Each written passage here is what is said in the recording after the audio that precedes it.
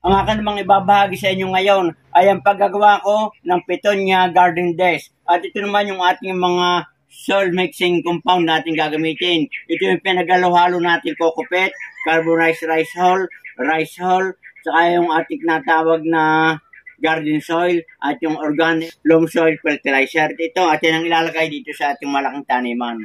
Atin ang umpisahan ang pag-transplant itong ating Petunia.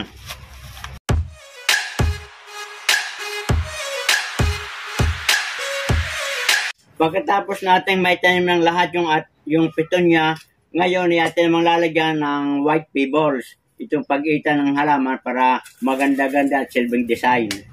Ayan mga kabayan, tapos ng ating paglalagay ng white pebbles, ngayon itong ating susunod para mas lalong maganda-gandang tingnan ito. Ang tawag dito ay plastic mushroom. Ayan. Mandidiligan ng ating Petunia para hindi siya ma-stress ng pagkapaglipat natin dito sa bagong taniman.